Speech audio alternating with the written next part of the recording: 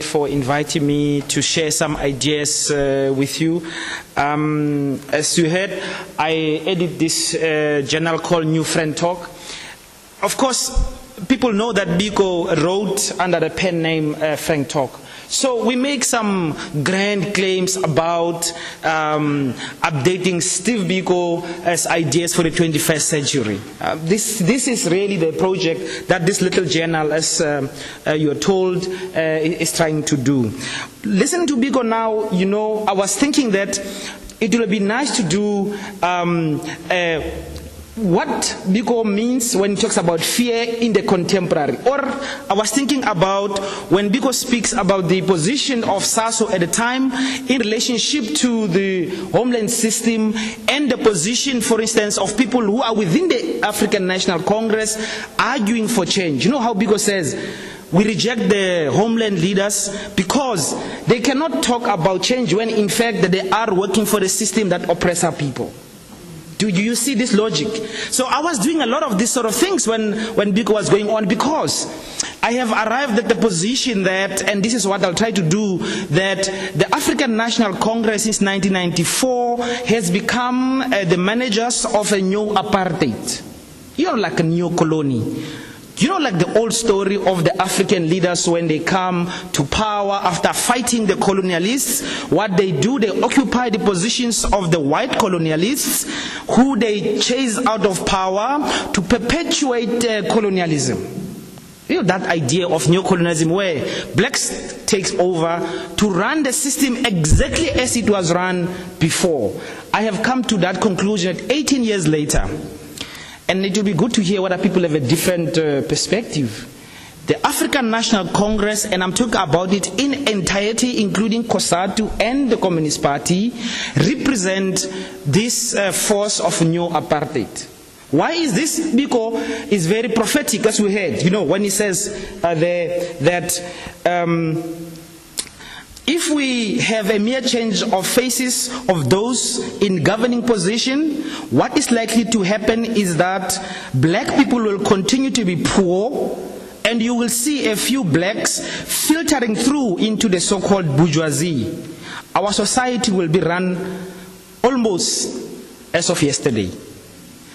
I am absolutely convinced that in fact this is what has happened. There's something else when Biko talks about the psychological position of black people back then, that, you know, black people have been so dehumanized that at points they are not even willing to fight. The ANC has done something absolutely exactly like this. If you think about it, the black majority in this country accept an RDP house as a house to live in. An RDP house is worse than the 4-room that the apartheid regime was giving black people. You know, even the new social movements in South Africa, which I am part of and I support, the Landless People's Movement and so on, we have accepted our position as people who are fighting for an RDP house. The struggle of the poor in South Africa today is to accept even less than what the apartheid regime was giving us. This is the psychological project which the ANC has elaborated in practice. And again, I'll be very happy to hear if there's a contrasting perspective from this perspective. And for me, it seems to me, unless we re-articulate again the psychological project, or we are not going to make a lot of progress. And for me, what we have done with this new updating of black consciousness is to juxtapose black consciousness against worker consciousness. You see, Comrade Vavi, annually, workers in this country, they struggle for increase, right? And these increases are 8%, right? Now, 8% for a worker that earns 3,000 rand is very little. See, worker consciousness, and this is the attack, I think, of this sort of backward Marxism that Biko makes a big point about. And in this piece I did, Why Biko Not Vote, I go through his idea of class, how, in fact, the white Marxists, because it's very clear, they are abusing class analysis. Because in a racist country such as ours, it's better to talk about class than racism. But Vavi does something else. He makes black people accept their position of workers. Black consciousness, on the other hand, says to us, wait, we are entitled to everything in this country. We don't want a wage. We don't want a job. We want everything. We want the land. We want the tractors on the land. We want the bakery. We want even Pick n Pay. This is the different articulation of this consciousness. Worker consciousness for black people is bad. Because you like now, I was driving with a brother here. His complaint was, asina misebenzi. He wants a job. He doesn't realize that this country has got enough mineral resources and enough wealth for us to resolve all our problems without anybody actually working for another person. Absolutely. You know the workers that in Aurora, you know Aurora mine that is owned by the Zuma's brother and Mbeki Mandela cousin. Workers there, Vavi goes there and he complains about fat cats and so on. Vavi does not say to workers, take the mine. Wouldn't that be a better proposition? Don't wait for a job, for a wage. Now all of us workers, 3 million workers in Kosatu are going to occupy the mines because we are the creators of wealth. This is the sort of thinking that you need if you're going to turn this situation around. And I think Biko is very clear around, and I think I must share with you this idea that we believe that Biko was a black socialist. In a country such as ours, which is 350 years of systematic racism, exclusion of black people, destruction of the African soul, creating us into these things, subhuman existence in townships and Nimijondolo and so on, there is no possibility of ending racism without, as Biko was very clear, re-articulating the economic system completely. And why is Biko a black socialist? He posits the black in the center of any redistribution model, any democratization of society and of the economy. Now that has not happened. What has happened here, I think, is what Fanon will be better, I think, critique of the 18 years of the ANC rule, you know. And online you can get that piece, The Pitfalls of National Consciousness. The pitfalls of national consciousness, the Frantz Fanon, who, by the way, influenced Biko greatly, make it very clear, just going back to the idea of what we call now black colonialists, or in South Africa, what I would like to call the managers of neo-apartheid. I always make the example, a crude example with the university. From the historically white universities. You know, it's a very strange term, concept, historically white universities, because all universities in South Africa were white, actually. There wasn't anything like a black university. Anyway, I think a great example is this university is run by a black brother. West University is run by a black brother. Rhodes is run by black brothers. For some time, UCT was run by black people, a black sister and a black brother. If you want to understand South Africa today, I think look at what the university system is like. You have the black brother on top. Sometimes he brings a few other black people to help him run the thing. But essentially, this thing is run in the interest of whiteness. It is not a peaceful situation. Of course, there's contestations and so on. But if you look at the university in South Africa is a white project. Even with these black brothers, in fact, what it does, it creates a black-on-black situation, black-on-black violence. So here at this university, Brother Mahoba brings the corps to shoot black kids.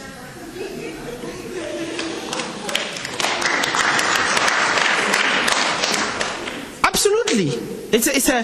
But think about it, this black-on-black violence is organized in whose interest? The ANC government, when people march for water, brings in the democratic police to shoot and kill our people. Okay, so do you see what I'm saying? There's a management by blacks managing a white project, essentially, and we'll do whatever we can to threaten those other black people who somehow bring a crisis into this project that we're running. And so I think that Biko was so clear about that. If you don't change radically your society, you are just going to continue with a white project. I argue that South Africa remains a racist, anti-black country under management of black people. South Africa is an anti-black, racist country managed by black people, managed by the African National Congress. Of course, when you manage this project in the interest of whiteness, you get paid, right? I mean, Comrade Blaine Monday goes to parliament, he doesn't get one BMW that costs 1.1 million, he can get two. You know, sometimes I want to ask the question, a car that costs 1.1 million, what sort of a car is this? Does it talk to you maybe in the morning, you know, like, how are you, that sort of thing? And then you don't have one, you can get two. And so we can go on. In fact, you know, I mean, I argue that, of course it is true that the whole South African civilization as we know it today, it is created on the blood of black people. It sustains itself on the exploitation of black people. It is a violent, corrupt reality. Look at the township and look at the suburb. I mean, you don't have to look very far and see how we still move in as black people as to service those spaces and go back to our unfortunate existence. I'll stop here, but I just want to say that, okay, maybe in conclusion, let me just make these few political suggestions. The key problem is political because it is about political power. The economy cannot transform itself, capital will not transform itself. It's going to be about politics. I think we don't like Robert Mugabe, a lot of us, for wrong reasons, I think most of the time. But look at what happened in Zimbabwe. In South Africa, it will take you 100 years to redistribute 30% of the land. It will take you 100 years. Since 1994, under democracy, we have managed to evict 1 million black people, more than 1 million black people from farms in South Africa as we speak. In Zimbabwe, up to 2000, 4,000 white people owned 80% of the land. And the crisis that was there reversed that situation. Now, this is not true anymore.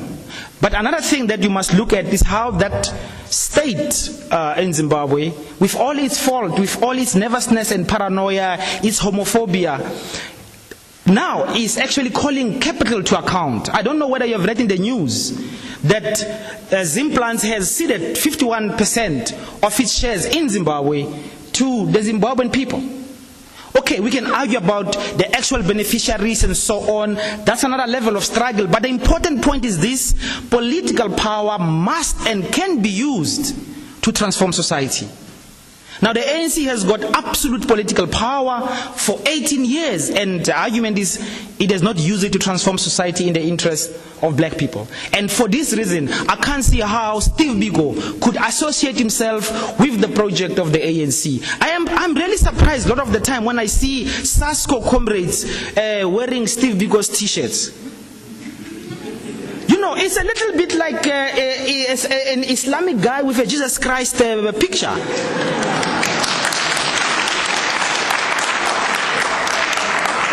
So let us be very clear, and we can argue about non-racialism. I heard Biko speak about it. It was nothing like what the ANCs talk about. So, comrades in SASCO, it's okay. Biko is a prophet, but he belongs to a different movement, and a movement that certainly, if Biko was alive and he managed to make a revolution, would have ended anything that resembles the ANC project. I think I will end there, and then we can have a conversation. Thank you.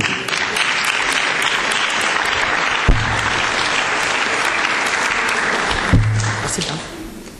Okay, we can take comments and questions more or less sort of 5 at a time, so that we can hopefully generate some discussion between the audience. So first, 3 and 4 and 5. Okay, who's got the mic? Go. I can lift up my voice like a vuvuzela. I am from the world of Spanish from the Caribbean, women of South here. We are therefore most from the land of the world of Marcus Mosiah Garvey. I've heard the language of whiteness and blackness. And I'm wondering if you can assist me here. I'm trying to write a book with the deceptively simple question, who is an African? What would Steve Biko have said in response to that, what I regard as a deceptively simple and highly contested question, particularly in this lovely land? Who is an African?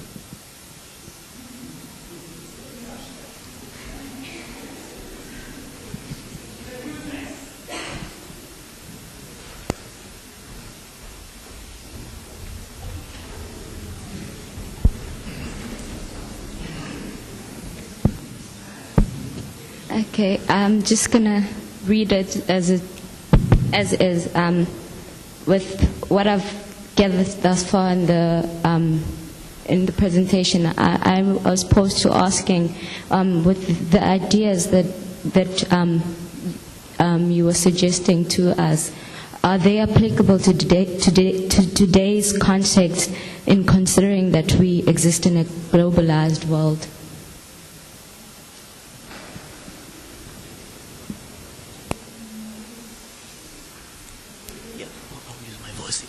I'll use my voice. To me, I think there is a problem in your presentation. The problem that I've come to realize is you detached yourself from the aspect in which Steve Biko was writing. I'm trying to raise the issue of Cold War during that time and the struggle for these ideologies and the way African people, we were located in the middle. But the ANC came and grabbed this country, ruled this country after the Cold War. We had a new type of system in the entire planet. And that system did allow some changes within the political aspect of the ANC and the oppressor during that time, which means there was supposed to be compromise in order to lead this country. And to me, if Steve Biko was alive, I'm sure he was also going to relate and try to analyze these compromise in order to create a new society. Now, to me, those compromised are the ones that are giving now the origins of all the challenges that we are having.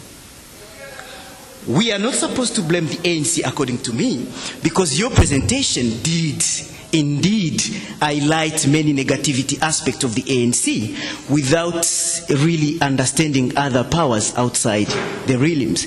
And Professor did ask the question, who is a really African?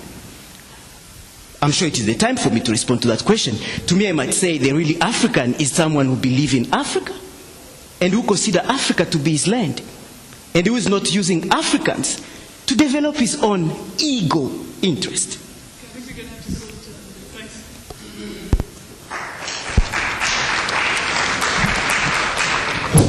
Hello, yeah. I just want to comment about the issue of distribution of the wealthy. I have got two questions, a comment and two questions. You see, South Africa is a country which exists like under influence of other global countries like America, we've got UK.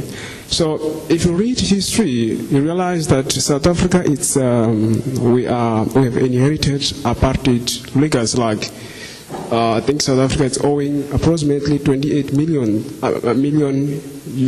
American dollars, billion dollars. So the country needs to repay back. So by changing economic policy to implement socialism, this will destroy economy in the sense that majority of the black people, they will expect the government to distribute the wealthy equitable, which means that the white people who owns the land or means of production will end up maybe leaving the countries, which means that the country will just resemble Zimbabwe. That's the first, this is just a comment. So the question that I just want to ask the presenter, who did a very fantastic work, it's number one, I just want to know whether the Steve Biko socialism idea are still relevant in the non-racist South Africa. That's number one. Now, number two is that he mentioned that COSATU, and then he also mentioned the issue of South African Communist Party, as well as ANC. He said that they represent the capitalist, which is ANC. But ANC portray itself to the poor majority who are blacks as a socialist movement. So I just want to know whether he thinks that COSATU, ANC, are they still going to have the so-called good partnership in the near future? Because we've seen recently that Vavi, even the president and Blaise Nzimande think there's a conflict. So that's my comment. Thank you so much.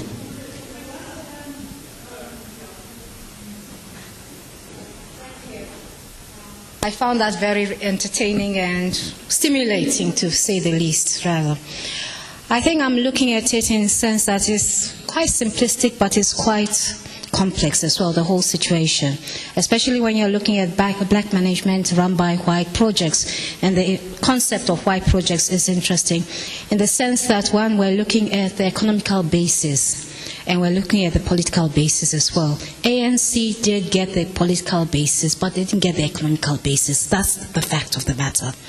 Secondly, we're running on a capitalist world, although it's on the decline, really, in terms of the economics going on, and we're looking more to China and India, but at the same time, there are different ideologies concerned there. And also, we're looking at our base, which is education, which is almost a non-starter as well. Now, there are many other factors.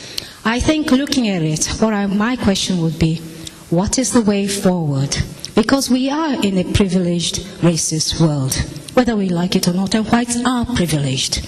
But how do we get through to them that if we continue like this, we're all going to decline and die, that they have to incorporate blacks at some level? Thank you.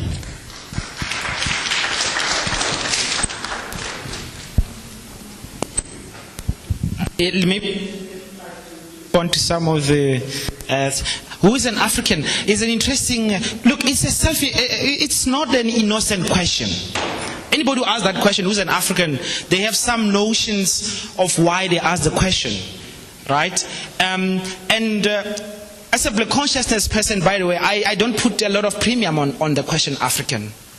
Because I have asked very smart people, including Dr. Chinwezu, who named this continent Africa?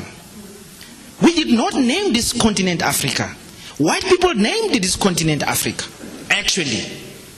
So for me, and so I'm more interested in the experience, and maybe in South Africa we can also think about how Sobukwe and the PAC, African nationalism, at the beginning argued that everybody who pays allegiance to Africa is an African.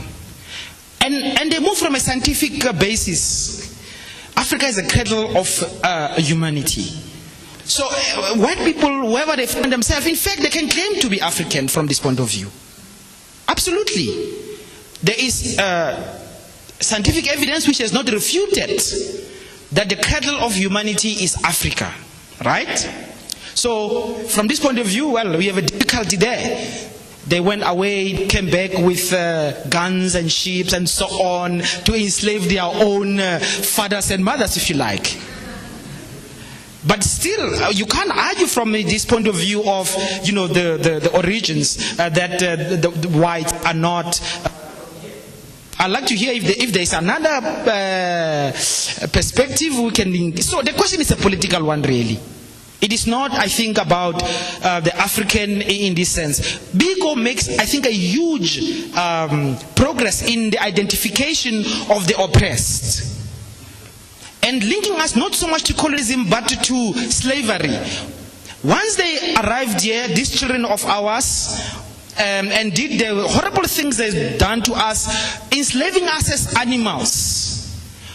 Even the idea of being an African and being humans is compromised. We actually become black. Yes, they reduce us to subhumanness. And they sustain their project of humanity precisely on the basis of excluding and oppressing and mass murdering of black people. That's what Western civilization is about. Mass murdering black people. Capitalism starts from mass murdering black people. Then says we are black. So we take a position of black, not locating ourselves in the African continent, but everywhere. Okay, so black people in the Caribbean, in the US and so on, we are all black because we have a similar experience. And that experience goes back to our enslavement. No one has been enslaved the way we have been. White people used to enslave each other, but they didn't do it the way they did with us. When they enslave each other, they always have a reason. You are either a vagabond or you are defeated in war, and always after 2 years you can go back to your home, right? With us, they took us, they made us animals. That's what they did. Okay, so I am more interested therefore on the black question that links us to slavery to end white supremacy. So that is for me. So the question who is African is a big contestation, but I don't think there's a big problem who is black. I don't think if you don't know who is black, or if you don't know you are black, there's a problem, okay? Some of my friends, of course, believe that they are trees, but I mean, it's okay, it's no problem. Steve Biko also, I think, makes another transition which is problematic for KwaZulu-Natal. He includes the Indian people and colored people in the category black. Now, I am very happy with that move, actually. Because Indian people come here not as enslavers, themselves were enslaved, themselves were oppressed. But now they don't want to be part of the black project, and therefore they associate themselves with the white project. And if this is the case, then we must not have a problem. They are not black, they are not part of us, they are part of the enemy.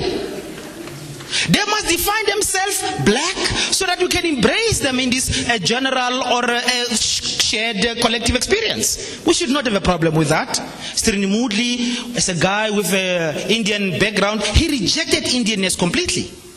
He rejects it. He suffered for the Black Consciousness Project. I also know, though, that some black people like myself and you also don't want to be black. And people like that, and Mutsepe and others who are oppressing our people and killing our people, we must also draw a line. Okay, you are black like me and you, but you know what? You work for the white system. I have no problem if you are part of the enemy. I don't think we should worry too much about that. But I mean, I think it's important to say the question is always asked. It's a political question. Okay. Can we deal with globalization? I think it is such, and capitalism and the fact that birth is going to happen to us, I think that argument does not hold anymore. Capitalism everywhere on earth is in crisis, deep crisis. Capitalism actually, I think, died 2 years ago. It was kept alive literally by taking money from the public sphere and pumping it into the capitalist system. Now I think we must be very confident in making proposals for an alternative system. I don't buy the argument that the ANC had no options. You always have options.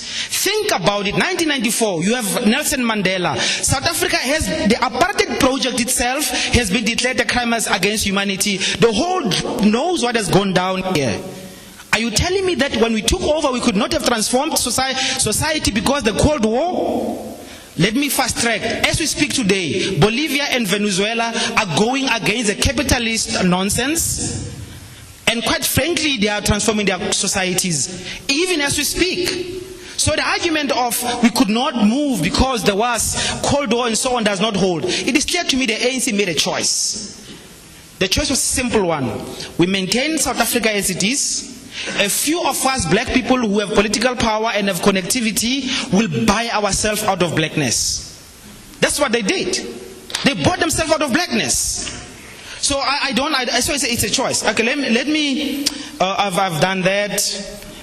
The Zimbabwean economy. I think that Zimbabwe is 300 years ahead of South Africa. I have no doubt about this.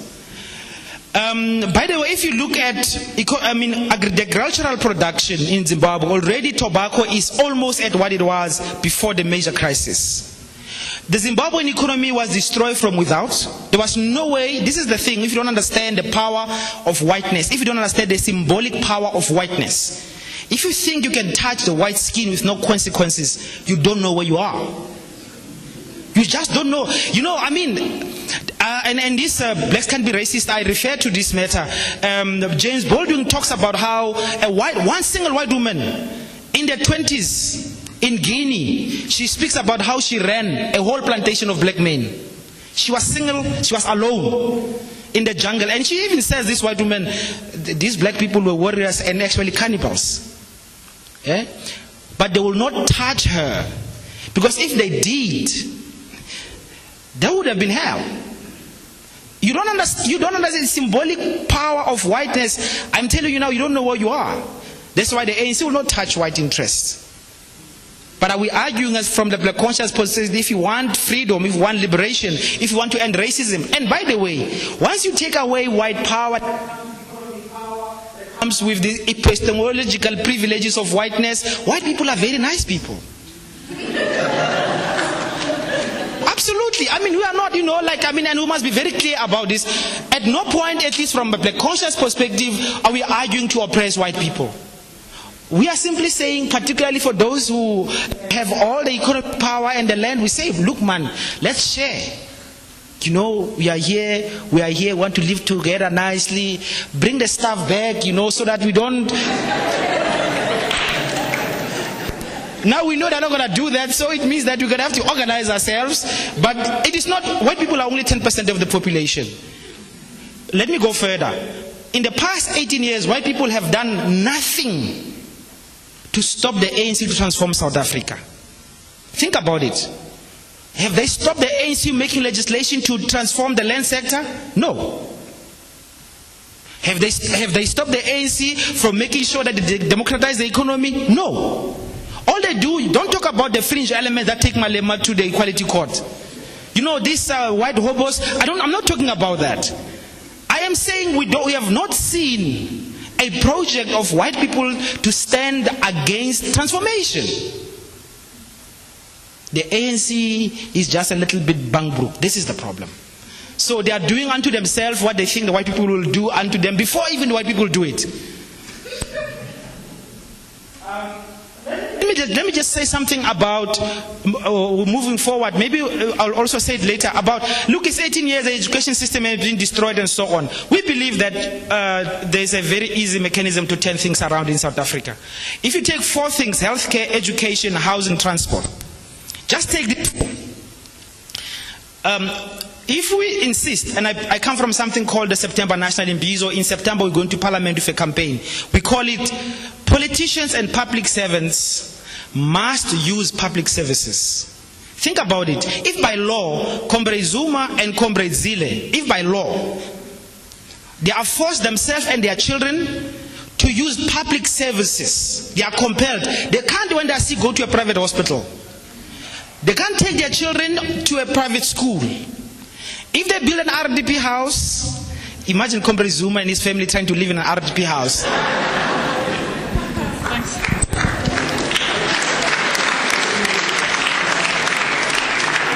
Okay, so we'll take several comments now. 1, 2, 3, 4, 5, 6 at the back. Thanks to all of you.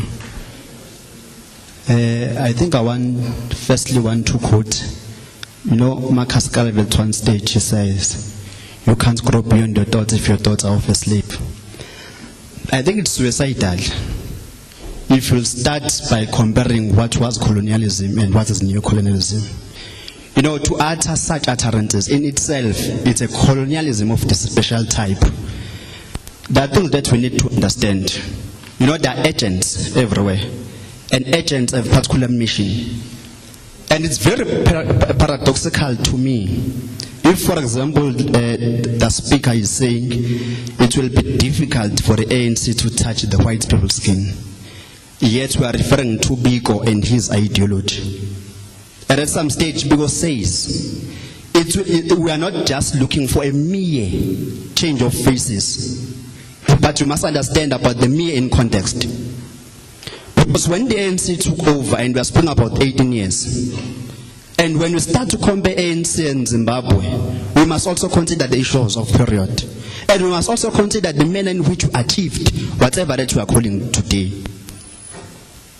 But further, I think what is very, very important, we must also understand the intentions. At some stage, I do agree, during the Australian regime, our parents then, they were staying in 4 rooms, serious buildings. And what was the intention behind? And today we are speaking about RDP houses. And what is the current? What are the balance of forces recently? Because the Australian period and the contemporary world are 2 different things. And we must be able to understand those things into context.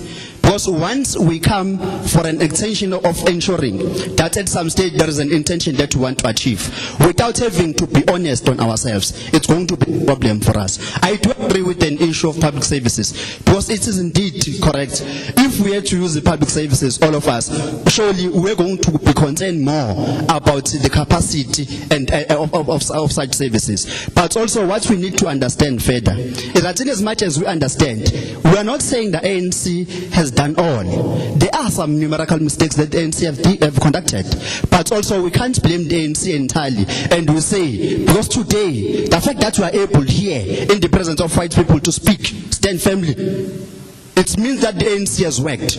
The understanding of COSATU as the worker movement, we must be as well to understand, because the responsibility of COSATU and the Communist Party and the ANC are 3 different entities, and there is a mission that they are working under. Once the worker or the worker movement loses its focus, it means that it's going to wither away, and we will always need the working class struggle to ensure that at the end of the day we achieve what we want to achieve. And socialism is indeed something that is correct, but if you are saying as well, you speak about socialism, yet you divorce the issues of classes, it means that there is a very paradoxical point of view.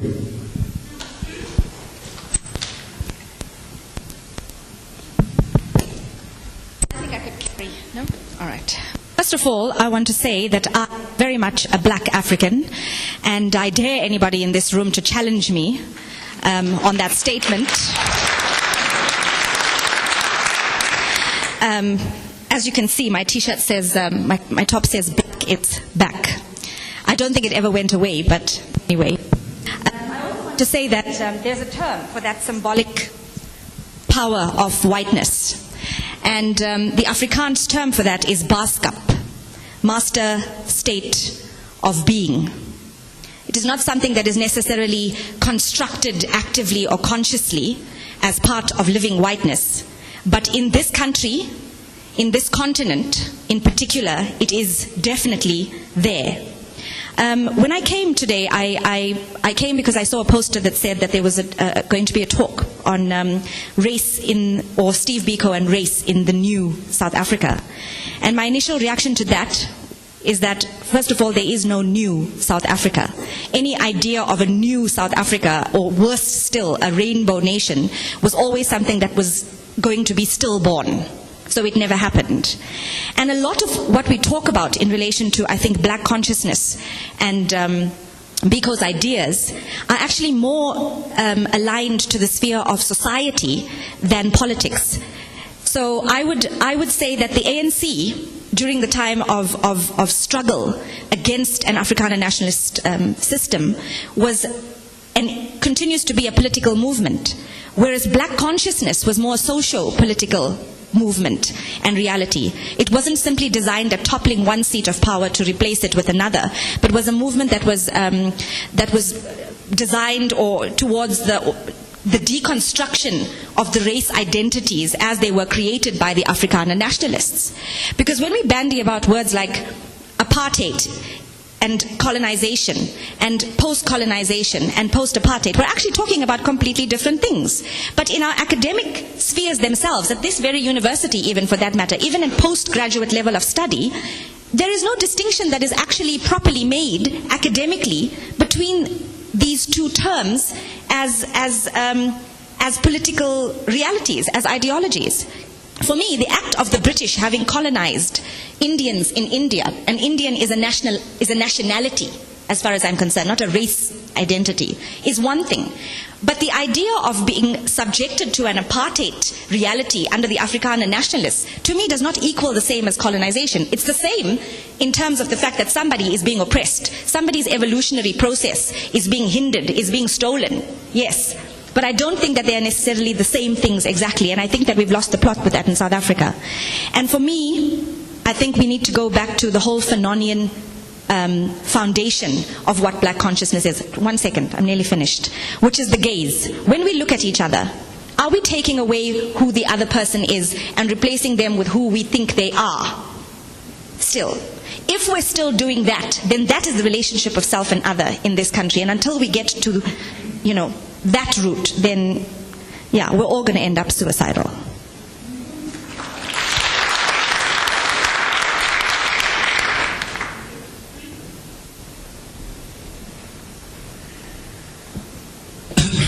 Thanks very much, Program Direct, and welcoming the presentation.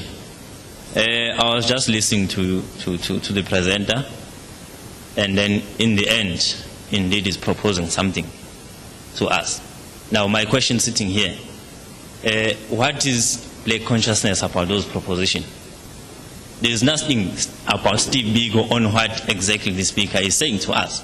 We have presented, what we have just done is to present and then look at the negative things about the ANC. And when let me make just one example about public officials using public services. There's nothing that speak about racialism on that. Because at the end of the day, even if you do that, there will still be issues of race that still exist and continuously. So I think in the final analysis, whatever that you have said in saying everything that the ANC has failed as prophetic issues raised by Steve Biko, but even in your own proposals to us, there is nothing that seeks to advance the ideas of Steve Biko. And again, the ANC, you are not defending it. You can say whatever about the ANC, but you must not mislead what ANC stands for. Ever since the ANC was formed, it was a liberation movement. Now, a liberation movement or a liberation struggle is not a one-day struggle. And the ANC has not changed into a church group or a traditional group. It is still a liberation movement, and the liberation struggle still continues today. That is why we seek to be in boardroom where we discuss issues, we discuss policies, and in doing so, it does not mean when we reach 18 years. It means the struggle for liberation has ended. It is still continuing. Therefore, we welcome any view that will come with anyone, but not to say the ANC has failed to advance its own liberation struggle. Thanks.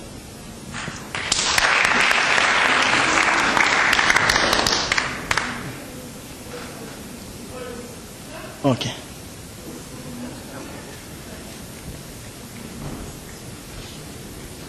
Thank you. When you're answering the question of who is an African, I picked up that you focused more on slavery. So now my question is, does slavery remain the main thing or the only thing that can define an African? Because with me it does not sit very well. Thank you.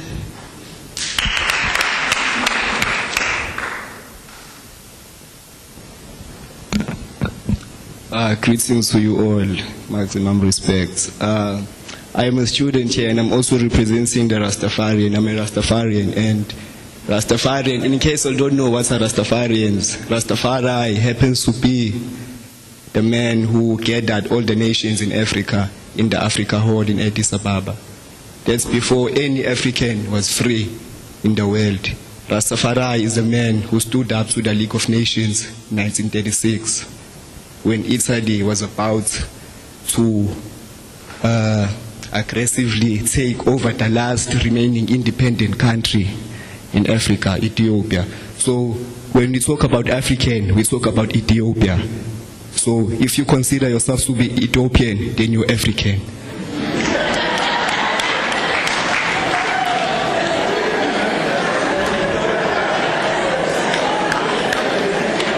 Yes, and I'm not done. And Steve Biko he also spoke of the black God. He spoke of the black God, and he said this is the time for the black God. this is the time for the black king, for the black messiah. Steve Biko was different from all these leaders of the world because he also hailed and praised and gave thanks to the black God of Africa, to the God of Africa.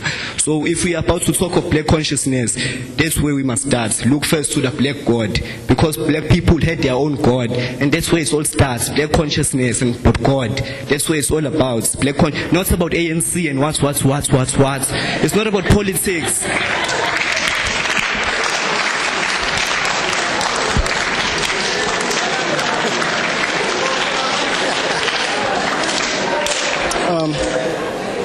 I have a few problems with what has been presented today.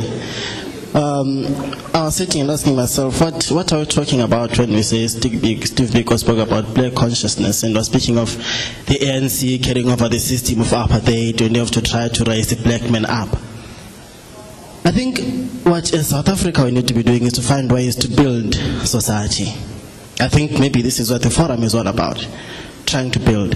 But what I've heard from our presenter, there is a lot of pointing fingers. But I don't think that's going to be a way forward in building. If we have to speak of an alternative society, it does not start with pointing fingers, I believe. Now, in the past, the black man was gender sensitive. The black person was looked down upon, that's what we say.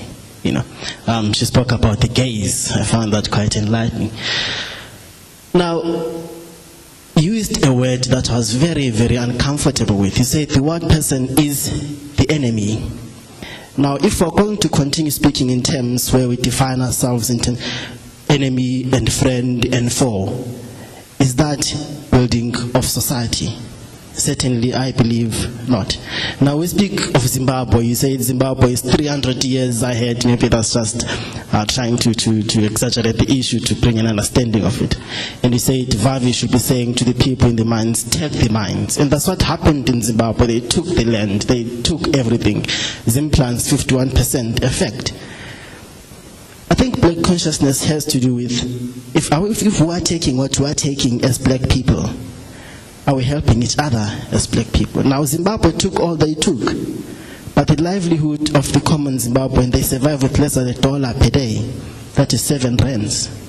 I've been to Zimbabwe, I'm from Zimbabwe. Now, if we're going to say take the mines, take the land, don't you think we need to take into consideration, if we take those, do we have people capable enough to take care of the system that are trying to propose? If not, then maybe we're heading further and further down. Maybe we need to think about those things.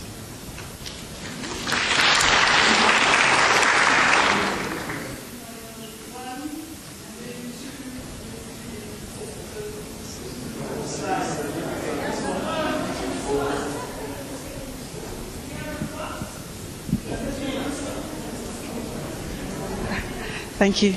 Okay, so my issue, I'd like to definitely agree with my brother here on the issue of still labeling and othering others as enemies. Your talk was very powerful, but I do also have an issue with othering others and still calling another an enemy just because of race, which in social science is in itself a social construction. And so for us to take a social construction and then define it as enemies in itself is problematic. Another thing that I wanted to ask is, the brother, maybe not even to you, the brother over there spoke about Africa needed to compromise. And why? And so my question to you was, why did black people have to compromise? After all that they had gone through, because you were saying, sure, he was saying that we should take back what is ours, and you said, no, we needed to have compromised. What else should we have compromised over and above all that we'd already compromised? And then there was another issue is people keep pointing back to Zimbabwe and maybe disagreeing with what our brother there said. And the one thing Francis Nyamjo, an anthropologist, says the issue with African politics is that freedom fighters who were for years doing and jumping around were then overnight, in essence, given a country to lead. They were not economists, they were not politicians, they were not statisticians, they were simple freedom fighters. And so maybe instead of, like all the brothers here have been saying, instead of us pointing fingers and saying the NC has done this and the NC has done that, I'm not a politician, But instead of us doing that, can we not maybe go back to the core of that? And the issue is that they were simply freedom fighters and not people who understood what economics is. And that is the issue with corruption in Africa, the fact that these freedom fighters now have all these things and they do not know what to do with them. And I'm not saying that the ANC is good. The ANC has done horrible things. RDPs, please, those are horrible. We can't even front about that. And the last thing was, in all that you have said, and I definitely believe that South Africa is in need of a transformation, what about education? Because it would be something else for us to go and to take all the kids from Mbali and go put them in Wickham Collegiate and say, well, now you're equal. But if they are still not educated in the mind, it does not change anything. And that is the issue that happened in Zimbabwe. These people were given farms, but they didn't know what to do with them, and so they sell them back to the white man, and then what?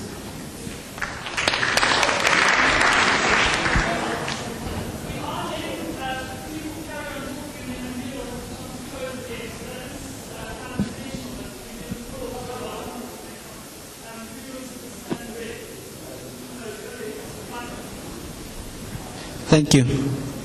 Thank you for the presentation. I think first and foremost, we've had too many questions, but not many solutions. I believe that where I come from, when you come with questions, you must also come with solutions. It's suicidal for us to have 100 questions and not even one solution. I think I'll touch on what the lady has spoke about. We need the reconstruction of the mind. We must not focus on materialistic things, because the majority of the things that we've spoken about, all of them are very materialistic. And we are not speaking about the reconstruction of the mind. And the gentleman, Andile, spoke about transformation or transforming the society. And when we are transforming the system, he's saying that the ANC has not done enough to transform the system. And he's speaking about that the ANC should have not run the way it's running it. But the question is, if the ANC takes over and run in which system? Because we have not provided an alternative of a system, because we are saying capitalism is failing. What is the alternative system? As much as we say let's think about that particular system, indeed you are also at liberty to think about it and provide solutions. Lastly, the question the question would be, how do we do it? You've spoken about the white person being an enemy. Are you saying for us to be able to transform the society, we must have the reverse apartheid? We must have situations where black people were living under crisis, that we must turn it to say that white people must live under crisis? Is that what we are saying? As I sit down, I don't think that it would be wise of us when we speak of, for instance, I'd make one example. Comments of RTP have been made. I'm not going to defend the ANC, but I'm going to tell the truth and the facts. You can't say when the apartheid government was deciding on its own which areas it's going to give houses and how it's going to give them, and compare it to the current government where it says it's a better life for all. And you must not, when you speak about these RTP houses, you must speak about economics. Because there are finances involved, there's an economic system that is involved. And you can't speak about the provision of services without speaking about the economic system and the finances that are going to finance all those projects. Thank you.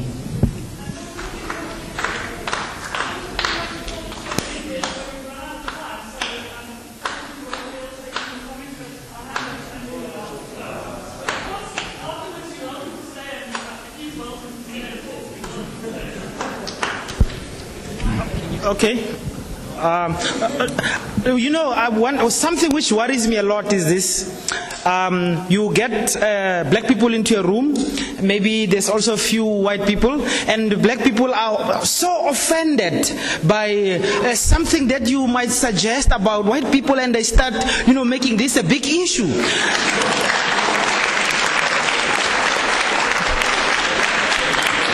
For me, it's an indication of this psychological state that we have to free ourselves from. I have not even said white people are the enemy. I think the people are hiding behind.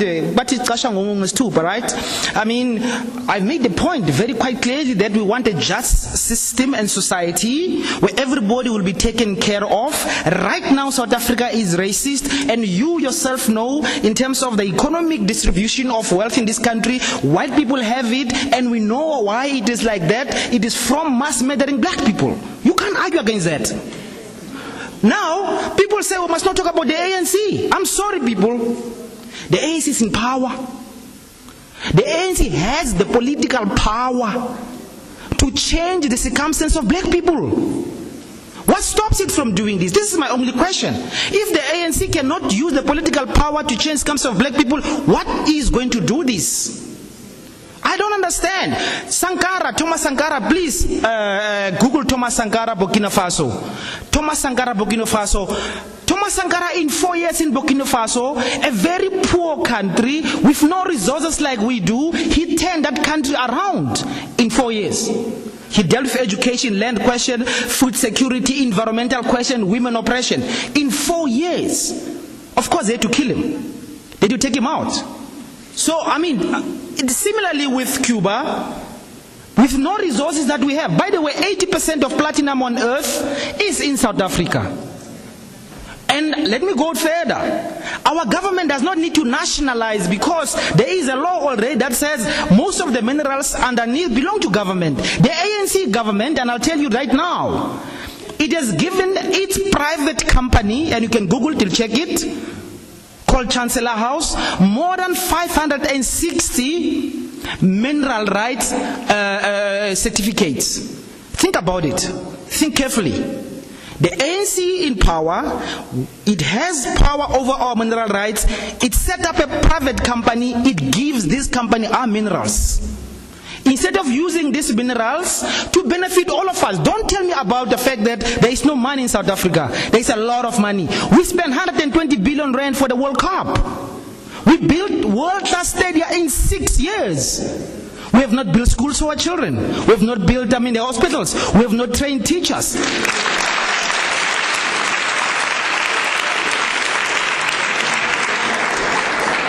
No, I just think that, look, I think we've reached a point where we actually must just tell the truth the way it is, and we must be frank with each other. The question of critique, I am under the impression this is what is this thing we are here for? This forum for critical. Yes, I'm under the impression that critique is the first point of reconstruction. And who are you going to critique? You critique those that hold power. Imagine under apartheid, the National Party saying to us, they go shoot their children in Soweto, right? And we say the National Party is killing our children, and the National Party, you are obsessing about us. Of course we are obsessing about you, because you have the political power. So I think that for me, I am totally convinced that we must be frank with each other. My brother, it's said that the apartheid government built a better house called 4-room. Its intentions are bad, but it builds a better house. Your government with good intentions, it builds a gag house. And you say we must look at the intentions. I can't, I'm sorry, I can't relate to this sort of thinking. We are 18 years into democracy. We're 18 years into freedom. It's going to be 2 years before 20 years of freedom. Are we saying that we must still wait and be patient and not demand that black people will be treated with a little bit more dignity? And I'm saying it's possible, I'm saying it can be done, but we must be honest with our political leaders. And I mean, you write about the proposals of the September National Imbizo. Maybe there's very little black conscience about it, but think about it. Think a little bit about it. Real dignity for black people will come the day politicians deliver quality service for black people. Real dignity for black people is when I go to a hospital and I will get medicine and I'll be treated with respect, and I'll not deal with a doctor who's overworked, underpaid. The same with the nurses. Same with the schools. Same with the houses. I think that's black consciousness. When equality means that we are all equal for real. What is good for Comrade Zuma is good for the brother who's sweeping the streets.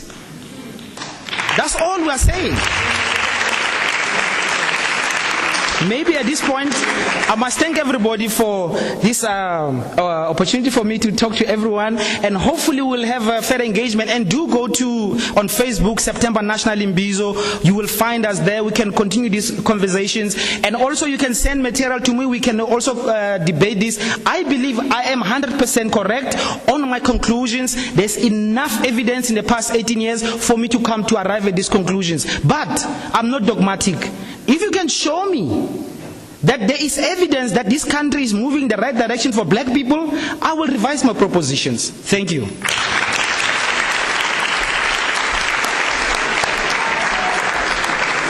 Andili, I think I speak on behalf of us all. Thank you for coming here and putting some energy back into the university. Remember, we are actually trying to change this institution, the university. Was this better than lectures? Yes. We want to energize this place with thinking. Critical Studies Forum is where we're at. See you next time.